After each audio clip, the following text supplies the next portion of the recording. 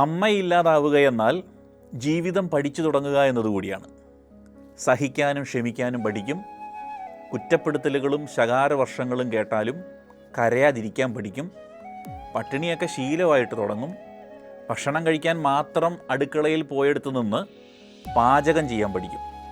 വീട്ടിൽ ഗ്യാസ് തീരുന്നതിനെക്കുറിച്ചും വിറക് ഉണങ്ങാതിരിക്കുന്നതിനെക്കുറിച്ചും മഴക്കാലത്ത് വെള്ളം വറ്റുന്നതിനെക്കുറിച്ചും ആവലാതിപ്പെടാൻ തുടങ്ങും.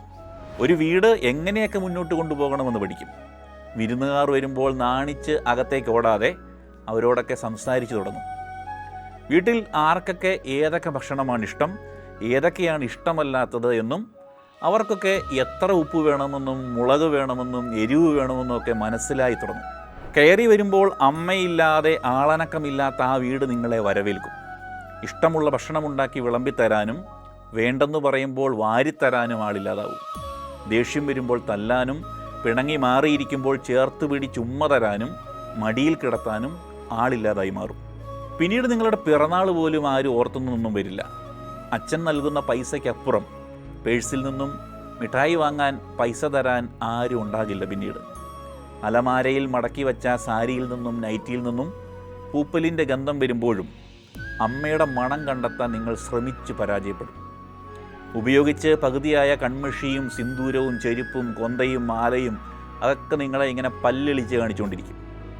പിന്നീട് ഒരിക്കലും കോഴിക്കൂട് അടച്ചില്ലെന്നും സന്ധ്യയ്ക്ക് വിളക്ക് കത്തിച്ചില്ലെന്നും കുരിശു വരച്ചില്ലെന്നും പറഞ്ഞ് ആരും നിങ്ങളെ ചീത്ത വിളിക്കില്ല. നേരം വൈകിയതിന് വടിയുമായി വീടിന് മുന്നിൽ അടിക്കാൻ ഇങ്ങനെ കാത്തൊന്നും ആരും നിൽക്കില്ല. കഴിച്ചു കഴിഞ്ഞ് നിങ്ങളുടെ പ്ലേറ്റുകൾ ആരും കഴുകി തരില്ല.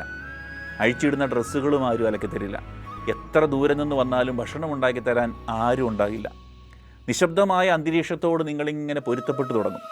മറ്റൊരാളുടെ മരണത്തിനും പിന്നീട് നിങ്ങളുടെ കണ്ണുകളെ ഈറനണിയിക്കാൻ കഴിയില്ല.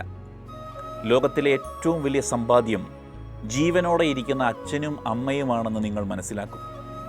അസുഖം വരുമ്പോഴും തളർന്ന് കിടന്നു പോകുമ്പോഴും ഭക്ഷണമുണ്ടാക്കി തന്നെ കഴിക്കേണ്ടി വരും.